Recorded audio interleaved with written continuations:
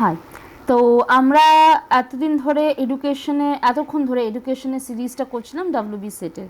এবার আমরা একটা সিঙ্গেল কোয়েশ্চেন করছিলাম। এখানে আমরা 48 49 দুটো কোয়েশ্চেন নিয়েছি। আচ্ছা, এটা কোনো র্যান্ডম ভাবে মানে এটা কোনো সিরিজ ওয়াইজ কোয়েশ্চেন আমি পিক আপ করিনি। Random questions from random paper of WB set. যতবার পরীক্ষা হয়েছে তার 5 বছরে একটা কম্পাইলেশন থেকে আমার এই কোয়েশ্চেন্সগুলো নেওয়া, যাতে পরবর্তীকালে তোমরা যখন প্রিপারেশন করবে সব রকমের কোয়েশ্চেন, ইজি, ডিফিকাল্ট, বোঝার মতো, না বোঝার মতো সব রকম কোয়েশ্চেন থাকে।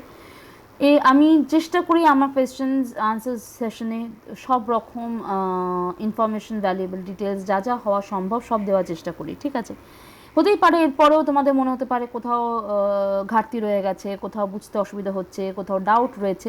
সেই ক্ষেত্রে কী করবে? সেই ক্ষেত্রে 9062395123 এই নাম্বারটা তোমাদের স্ক্রিনেও আছে।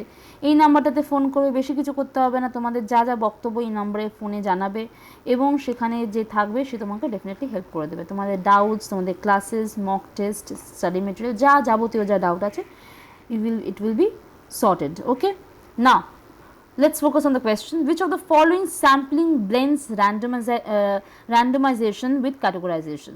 ঠিক আছে? Multiphase sampling, cluster with randomization sampling, systematic sampling, stratified random sampling.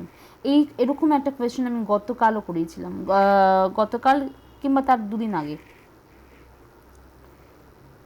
এই স্যাম্পলিংয়ের উপর কোয়েশ্চেন প্রত্যেকটা মানে রিসার্চ মেথোডোলজি কোয়েশ্চেন তো প্রত্যেকটা কোয়েশ্চেনেই থাকে, প্রত্যেকটা পেপারেই থাকে। চলো,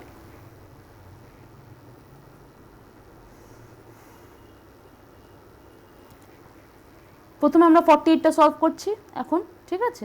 করে নিয়ে তবে 49-এ যাব। চলো, ফার্স্ট হচ্ছে ক্যাটেগরাইজেশন কী জিনিস। ক্যাটেগরাইজেশন মানে হচ্ছে this means dividing the population into groups or categories. Okay,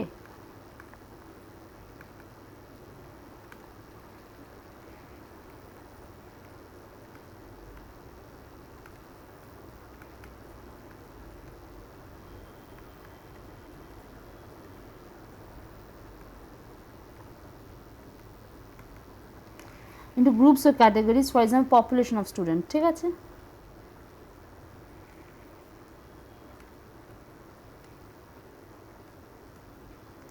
population student হলো, যাকে আমরা ক্যাটাগরিজে যখন ডিভাইড করব, ক্যাটাগরিজটা কি বলা হয়? ক্যাটাগরিজকে বলা হয়, আমি গতকাল করেছি, যারা ক্লাস করেছো আমার তারা জানবে, এটাকে বলা হয় স্ট্রাটা, বলা হয় স্ট্রাটা। এবং কি কি ক্যাটাগরি ডিভাইড করা যায়? ডিভাইড করা যায় মেল, ফিমেল, ঠিক আছে, ডিফারেন্ট এজ গ্রুপ, এটাকে বলা হয় strata.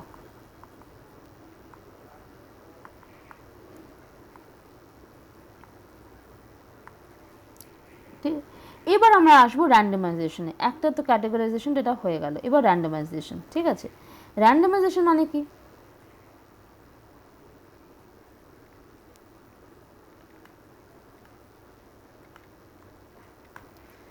Randomization means selecting samples randomly so that each unit has equal chance of selection. একদম randomly selecting samples.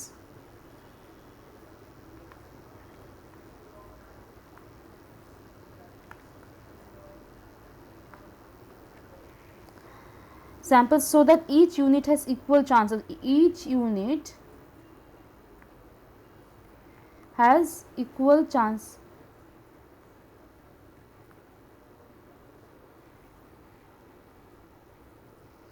Chance of selection.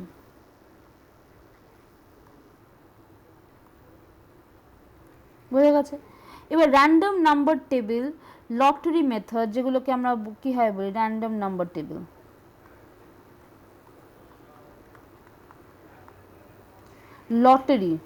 Lottery হচ্ছে আর একটা এক্সাম্পল। ওকে,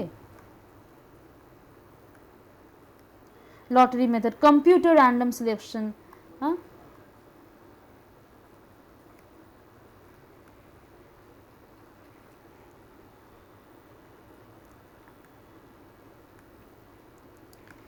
এবার উইচ স্যাম্পলিং ইউজেস বোথ, যেখানে র্যান্ডমও থাকবে আবার স্ট্রাটাও থাকবে, স্ট্রাটা এবং র্যান্ডম দুটো জায়গায় থাকবে। আমরা কোথায় দেখতে পাচ্ছি, সেটা হচ্ছে স্ট্র্যাটিফাইড র্যান্ডম স্যাম্পলিং দেখতে পাচ্ছি, অনলি অ্যাট নাম্বার ডি। ঠিক আছে, যেখানে পপুলেশন ডিভাইড হচ্ছে into strata, that is categories, randomly select হচ্ছে স্যাম্পল, সেটাকে আমরা র্যান্ডমলি সিলেকশন করছি। So it combination is stratified random sampling, multiphase না, ক্লাস্টার না, সিস্টেম্যাটিক তো ডেফিনেটলি না, র্যান্ডমের কথা চলে এসছে সেখানে, স্ট্র্যাটিফাইড র্যান্ডম স্যাম্পলিং। বোঝাতে পেরেছি? ক্লিয়ার হয়েছে? এবার নেক্সট কোয়েশ্চেন কি বলছে? Assertion A. Tagore pleaded for bringing the child into direct contact with nature. Assertion reason হচ্ছে such a contact will make the child homely with the real world. এটা statement based. দেখছো দুটো কোয়েশ্চেনের ডিফারেন্সে বোঝাতে পারছি? এটা হচ্ছে ডিরেক্ট কোয়েশ্চেন, এটা understanding, এটা স্টেটমেন্ট কোয়েশ্চেন। এটা স্টেটমেন্ট। তো এরকম নানান রকম কোয়েশ্চেন থাকে, তো কাজেই ইফ ইউ নো প্যাটার্নটাও জানতে হবে, বুঝতে হবে কীভাবে সলভ করতে হয় না হয়। Both A and R are true, both A and R are false, A is false, R is true, A is true, R is false. এটা খুব সোজা দিয়েছে, জেনারেলি দেয় আর ডিফাইন করছে কিনা, এখানে জাস্ট বলেছে দুটোই সত্যি কিনা, দুটোই ঠিক কিনা, দুটোই ভুল কিনা, একটা ঠিক একটা ভুল, এরকমভাবে দিয়েছে।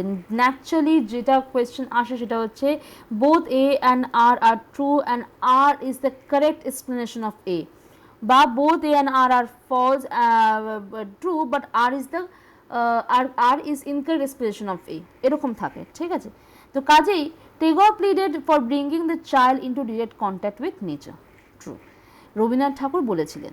এবার education should happen in natural environment, he was very much in favour of this natural surrounding, যার জন্যই তো শান্তিনিকেতনে এখনও ছাতিম গাছের তলায় বসে ক্লাস নেওয়া হয় এখনও। ন্যাচারাল এনভায়রনমেন্টে পড়াশোনার মধ্যে থেকে ভালো আর কিছু হতেই পারে না। Learning should ochre outside classroom, চার দেওয়ালের মধ্যে বসে আউটসাইড ক্লাসরুম উনি প্রেফার করতেন, আউটসাইড ক্লাসরুম।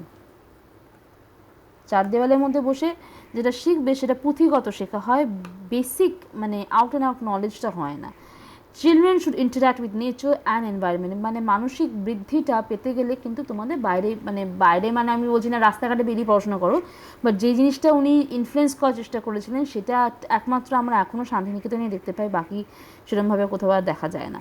যাই হোক, এবার রিজনটা কী দিয়েছেন উনি? রিজন দিয়েছেন such contact will make the child homely with the real world, and it is absolutely true.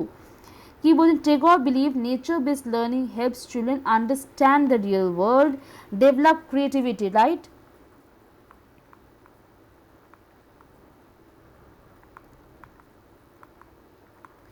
Develop creativity and curiosity.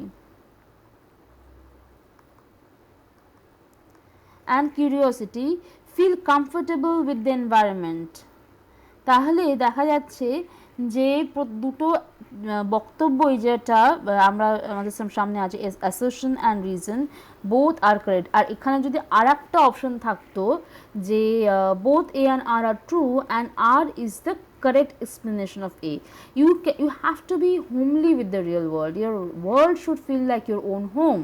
Your natural environment should feel like your home. Not your home doesn't mean the four walls that you are confined into. Clear? এখানে আর কিছু explain করার নেই, খুব সোজা একটা ব্যাপার ছিল। তো আমরা এখানে পেয়ে গেছি both A and R are true. ঠিক আছে, এই কোয়েশ্চেন দুটো আমরা সলভ করে নিচ্ছি, আমরা নেক্সট কোয়েশ্চেনে মুভ অন করে যাব। আর কোনো ডাউট থাকলে ফোন নাম্বারটা দেওয়াই আছে, সেখানে যোগাযোগ করে নিও। Bye bye.